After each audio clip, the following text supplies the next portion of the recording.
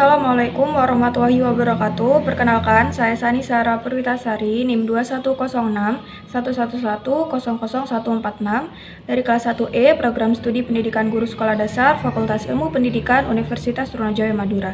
Di sini saya akan menjelaskan materi tentang hakikat pendidikan dan ilmu pendidikan guna menyelesaikan tugas UTS Ilmu Pendidikan dengan dosen pengampuh Ahmad Sudi Pratikno, SPD MPD. Hakikat pendidikan. Apa itu hakikat pendidikan? Hakikat pendidikan adalah usaha sadar dan terencana untuk mewujudkan suasana belajar dan proses pembelajaran agar siswa secara aktif mengembangkan potensi dirinya untuk memiliki kekuatan spiritual keagamaan, pengendalian diri, kepribadian kecerdasan, akhlak mulia, serta keterampilan yang diperlukan dirinya, masyarakat, serta bangsa dan negara. Adapun hakikat pendidikan menurut John Dewey dan pakar pendidikan. Menurut John Dewey, hakikat pendidikan adalah memampukan subjek didik untuk menafsirkan dan memaknai rangkaian pengalamannya sedemikian rupa, sehingga ia terus bertumbuh dan diperkaya oleh pengalaman tersebut. Sedangkan hakikat pendidikan menurut pakar pendidikan dibagi menjadi dua, yaitu versi Barat dan juga versi Islam. Versi Barat mengatakan hakikat pendidikan adalah aktivitas manusia untuk meningkatkan kepribadian dengan jalan membina potensi-potensi kepribadian, yaitu rohani dan jasmani. Sedangkan versi Islam mengatakan hakikat pendidikan adalah pendidikan bukan saja transfer pengetahuan dan keterampilan semata, melainkan dapat membentuk integritas kepribadian yang seutuhnya, yakni jasmani, spiritual, dan akhlak karimah. Selanjutnya ada ilmu pendidikan. Apa itu ilmu pendidikan?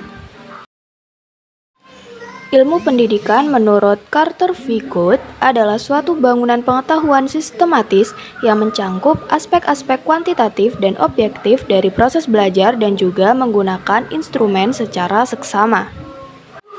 Lalu, apa sih tujuan dari pendidikan itu sendiri? Tujuan pendidikan yang pertama adalah tujuan umum, yaitu rumusan tujuan pendidikan yang bersifat luas dan mencangkup seluruh hakikat kemanusiaan secara universal. Lalu yang kedua ada tujuan khusus, yaitu penjabaran yang bersifat detail dari rumusan tujuan umum pendidikan. Maka, tujuan pendidikan dapat diurutkan sebagai berikut secara hierarkis. Ada tujuan nasional, tujuan institusional, tujuan kurikuler, dan juga tujuan instruksional. Tujuan nasional menurut Hasbuo mencakup rumusan kualifikasi umum yang diharapkan dimiliki oleh setiap warga negara setelah mengikuti program pendidikan nasional tertentu. Sedangkan tujuan institusional adalah penjabaran dari tujuan pendidikan nasional pada tingkat institusi atau lembaga. Yang ketiga, tujuan kurikuler adalah penjabaran dari tujuan institusional yang berisi tentang muatan-muatan tujuan yang akan dicapai setelah suatu program pengajaran selesai dilaksanakan dalam suatu bidang mata pelajaran tertentu. Lalu yang terakhir ada tujuan instruksional, yaitu tujuan yang harus dicapai setiap proses pembelajaran selesai dilaksanakan. Adapun ruang lingkup pendidikan. Ruang lingkup pendidikan yang pertama adalah perbuatan mendidik itu sendiri, yaitu seluruh kegiatan, tindakan, atau perbuatan dan sikap yang dilakukan oleh pendidik sewaktu menghadapi peserta didik. Yang kedua, peserta didik.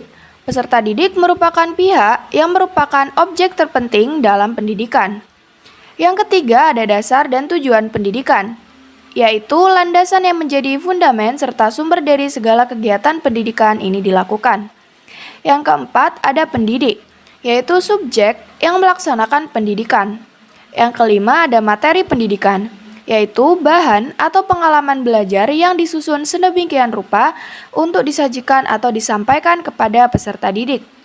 Yang keenam ada metode pendidikan, yaitu cara untuk mencapai sebuah tujuan dengan jalan yang sudah ditentukan.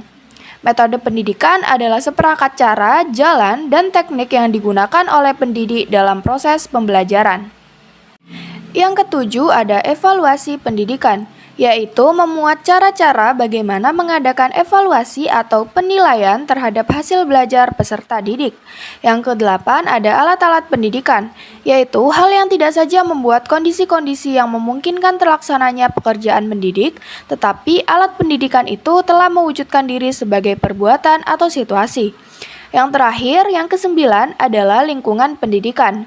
Lingkungan pendidikan adalah segala sesuatu yang ada di sekitar manusia, baik berupa benda mati, makhluk hidup, ataupun peristiwa-peristiwa yang terjadi, termasuk kondisi masyarakat, terutama yang dapat memberikan pengaruh kuat kepada individu. Lalu, peranan dan kedudukan ilmu pendidikan dalam penyelenggaraan pendidikan adalah sebagai perantara dalam membentuk masyarakat yang mempunyai landasan individual, sosial, dan unsur dalam penyelenggaraan pendidikan. Ilmu pendidikan sebagai suatu ilmu harus dapat bersifat yang pertama, empiris, karena objeknya dijumpai dalam dunia pengalaman. Yang kedua, rohania, karena situasi pendidikan berdasar atas tujuan manusia tidak membiarkan peserta didik kepada keadaan alamnya. Yang ketiga, normatif, karena berdasar atas pemilihan antara yang baik dan yang buruk. Yang keempat, historis, karena memberikan uraian teoritis tentang sistem-sistem pendidikan sepanjang zaman dengan mengingat latar belakang kebudayaan dan filsafat yang berpengaruh pada zaman tertentu. Yang terakhir adalah praktis, karena memberikan pemikiran tentang masalah dan ketentuan pendidikan yang langsung ditujukan kepada perbuatan mendidik.